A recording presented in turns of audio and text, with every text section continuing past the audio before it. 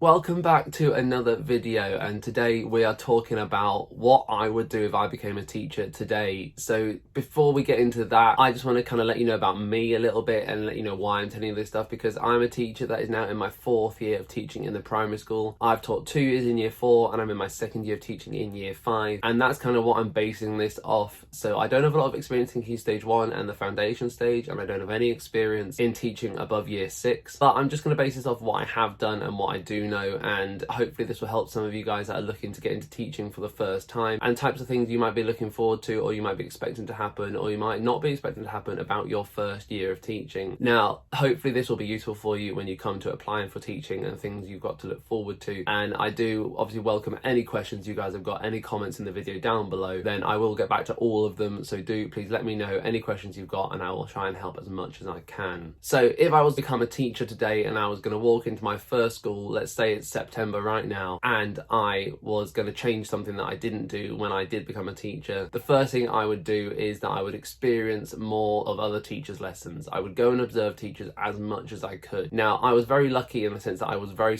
well supported during my NQT year, as it was called then. I think it's now an ECT period over 2 years, so you get 2 years of extra time to observe, so do use it wisely. I was very lucky and I was well supported, and I did go and observe other teachers in my school, other teachers in other schools, but I didn't go and observe just as much as I wanted to. And there were times when I was a little bit behind on work and I had an opportunity to observe someone, and I took the time out instead to go and catch up with a bit of marking or to catch up with a bit of planning. I could have done it another time. I could have done it at home, I could have done it at the weekend, and I didn't. And I am also a big believer in making sure you've got your own time for your own mental health and your own well-being, and that was part of the reason I did it, but also it was because I just wanted to catch up on the work and make sure I wasn't falling behind. And while this was great, this also kind of did slow my development as a teacher a little bit, because I didn't get to observe all the teaching of other more experienced teachers and better teachers than I am that were working in my school and that were working in other schools. And this observation is part of the key of learning of how to be a teacher. For all the placements that you do in your training and for all the teaching you do in your first year, if you don't go and observe other teachers and if you don't see how other teachers use things, you won't be able to steal their ideas and you won't be able to use their ideas in your own practice. And that's part of teaching. Part of teaching is seeing other teachers doing what they do, taking bits that they do and using them. And it's not just copying them, it's not just teaching using another teacher's style, because that won't work and you will end up not really enjoying what you're doing because you'll be trying to copy someone else. It's about going and seeing and saying, oh, I really like how they've settled that class into the lesson, or I really like how they're introducing that topic, or I really like how they're teaching this lesson. I'm going to, ask for their PowerPoint slides to use as a template for your own. That kind of stuff is what teaching's all about. It's about sharing your ideas. It's why I have a TES shop that I'll try and show you on the screen, and there's always a link in all the descriptions to my videos, because I've got lots of resources on there. Now, there are a few that cost a couple of pounds because they're things I've spent a lot of time on to develop, but there's lots on there that are free and you're more than welcome to just take them and use them, because they're things that I've made that I think are really useful and I want to try and share it with other people. So yeah, do go have a look at that if you're looking for any resources for your first year, especially if you're in year 4 or year 5, because that's where they're all kind of based around, because they're the stuff I've done. But it's something I would definitely go and do more of. I'd go and experience other teachers' lessons more and just gather so much more information for my first year that I could use, because I did go on and obviously I did improve and I did make progress, but I think part of why I didn't make as much progress as I wanted in my first year was because I set high expectations for myself, but also because I didn't quite go and see enough of other teachers' lessons that I could have done. And that was a decision I made at the time, and it's probably just when I look back on now that maybe I didn't make the right decision, but it's also not something that's hindered me too much, because now I'm in my 4th year, I'm still really enjoying teaching, and I feel like I'm still learning loads, but I'm also kind of got to grips with what I need to do. The second thing is that I would worry a lot less about making mistakes. Now, as a primary school teacher, I went into my first year and I was terrified of making mistakes. I didn't want it. It's something that I've always struggled with, but worrying about disappointing people and making people unhappy about what I'm doing. But I was really concerned about that. I would make too many mistakes and I wouldn't continue in the job, or I wouldn't enjoy it, or anything like that. And actually, I think the best way to be a good teacher in the classroom is to be relaxed. And that's something that, especially at the start, I was not. And I think that is very common. I think going into your first year being a teacher solely in charge of a full class of 30 children or however many there are, I think it's very hard to be relaxed in their situation. But I also know now when I walk into the classroom, the more relaxed I am and the happier I am, the better my teaching will be. And I think that's the case for a lot of teachers around the world, around the country. If you're relaxed, if you're confident, if you're happy, then the lessons will just flow together. The children will pick up things more, they will enjoy themselves more, which is all part of being in a school and generating that love of learning in the children. So I think definitely that's something where I would try and be less worried about making mistakes, because in your first year teaching, mistakes are going to happen. There's no no way of avoiding them. You cannot be the teacher that you want to be in your first year because you've got so much to learn and there's so much things to do and there's so many reviews to make and observations to have and paperwork to fill in that you don't have to do later on in your career just because it's your first year and you've got lots and lots to learn. However, that's just part of being a teacher, and it's something that they are trying to change with things like the ECT period, where they're spreading out over 2 years just to try and help teachers have that bit of extra support for 2 years rather than just the 1 year. But it's also something that, you know what, just roll with it and accept that when mistakes do happen, they're just learning opportunities. There are times when you say, okay, look, that's happened, I've made a mistake, but I can just go and fix it and I can go and turn it around and I know what to do now. I know how to fix it. It's much better to know what the mistake is and to then go and sort it rather than not knowing that you're making a mistake and making it over a long period of time. That's something that I've learned, especially over the past few years, where I'd much prefer someone, if I make a mistake, if something's not going quite right, then they just come and tell me and I will just fix it. And it's nothing personal, it's nothing to take to heart. It's just part of being a teacher, part of working in a team, is that sometimes you won't be doing things quite right and someone will come and tell you and you can fix it. Hence why recently in these videos I've talked about improving the presentation in our maths book. Is that something that I was letting slip and someone just had a quick word with me and they were like, actually, look, we compared maths books and we had a look at how they did it and I took a few tips from them about what they were doing in class. I used those and you know what, the presentation in the books has improved massively. I'm much happy with it. The children are much happy with their standard of presentation. They're working much harder to keep it nice and in check, and it's just made a lot of improvement now. If that was in my first year and I got that feedback, I would have worried about it, I'd have been concerned about it, I'd have been upset, and I wouldn't have really taken it on board very well. I would have done my best to improve it still, but I wouldn't have taken it mentally as well as I did this year, and that's again just part of something you learn over time. But it's something that if I was going into teaching right now, I'd try and improve and I'd try and make sure I'm not worrying about it and I'm just getting on. The next thing I would do if I was walking into the classroom today is that I would not see observations as something to be concerned about, and I'd see them just simply as a learning tool. So my school is very, very good at doing the observations, and they're always quite a casual thing. There's something that focuses on the really, really good things with always a couple of things to work on, because that's what observations are. They're places to spot mistakes, to spot things that aren't going quite right, but they're there to fix them. They're not to pick on them, they're not to worry about them. They're not built to drag teachers down, they're built to build teachers up by saying, actually, you know what, you're doing really, really well, that's looking really, really good. Can you just kind of tweak this a little bit? Can we do this to make sure we're more consistent as a team, doing the best for the children? They are 100% a learning tool when they're done in the right way, and I do think my school does them in the right way. But again, when you start in your first year, you have a lot of observations because obviously you're doing your training still, you're learning to be a teacher in your first early career teacher period, and sometimes that can be something that is put under pressure, and it does put you under pressure because you're constantly having people in and out of your classroom. I remember during my first year, when I knew an observation was coming up, I would feel a bit sick, I'd be worried about it, I'd be up all night, I'd be making sure everything was really shiny and sparkly and done amazingly. And this should be good, but it should also be something that is every day. You should make sure your lessons and observations are no different from how you teach every single day. And if you can get to that point, if that is the case, then that's when you know you kind of got your teaching under control and is up to a good standard. And that's something I try and make sure that I wouldn't worry 100% about these one observation lessons every 2 or 3 weeks. I'd be much more concerned about making sure my teaching across those entire time is up to a standard where if someone walked in, I'd be happy with them to come in and have a look at the teaching we're doing, at the learning we're doing, and the lesson that we are teaching. Now, that's something that I did not do at the start, and like I said, I was much more concerned about those individual observations, and that's something that, you know, did take up a lot of my time, was worrying about this one lesson when actually my time should have been focused on the learning as a whole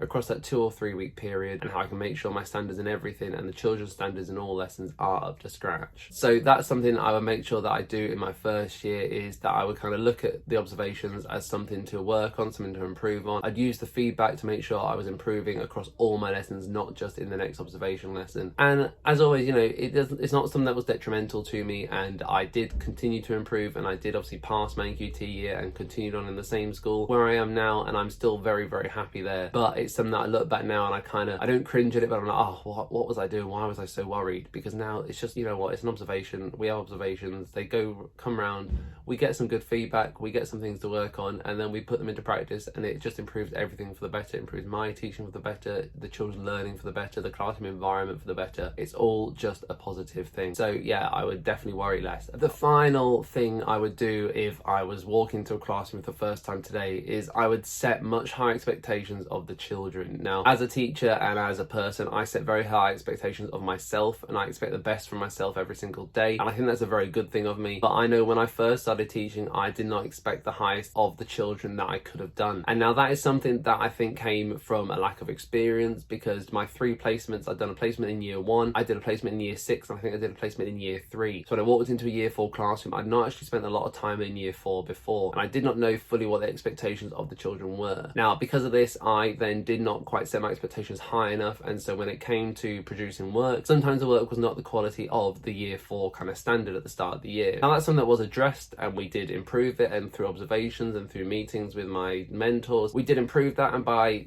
after a little while, it was much improved, and they did do a lot better, and they did meet all the standards they'd expect for year 4 by the end of the year. But it was something that initially at the start of the year I did struggle with, and I did have to work really hard on, and was just about setting my expectations. Now, that includes expectations of work being produced, the amount of work being produced, that's handwriting, that's behaviour, that's just neatness in books, neatness around the classroom environment. It was all sorts of different things come into the kind of the bracket of expectations of the children, and after a while did continue to improve, and they did really well by the end of the year. But yeah, I would definitely look at making sure before I started teaching, I'd maybe look at last year's books and see what was produced by the teacher that was before me. I'd maybe talk to the teacher going into year 5, the older year group, and see what they'd expect by the end of the year. I'd maybe talk to the year 3 teacher and see what were they producing at the end of year 3 and how we can build on that. And I'd have those discussions with other more experienced teachers than me and see just how well they're doing at that point, where they are, what I need to get to by the end of the year, and the kind of steps you can take to get to that point. I'm someone who loves a list and loves looking at things as a kind of steps to do things over time, and so it's definitely something that I think I'd look at and try and improve on earlier on in the year than I did. But again, thanks to my mentor, thanks to my kind of supportive team at school, that's something that I did improve on through the observations, through support meetings, through progress meetings, and all sorts of things. There was always someone around that I could talk to if I wanted to. It was just about knowing what it is I need to improve at the time. So there you go, they're the kind of things I would improve and I would change if I walked into a school today. Having taught for almost 4 years now, I do feel fairly confident in my teaching, but as we look at video, there's always something to learn on, there's always something to improve on and build on, and it's something that I really enjoy about teaching. I do enjoy learning, I enjoy learning new facts, I enjoy learning new skills, and it's something I can do every single day as a teacher. So that's something you think, then do go for it, apply for a teaching job, and I will encourage you and try and help you in any way I can. Thank you very much for watching this, guys, and as always, there's a new video every Tuesday, every Friday, and every Sunday, and I will see you soon.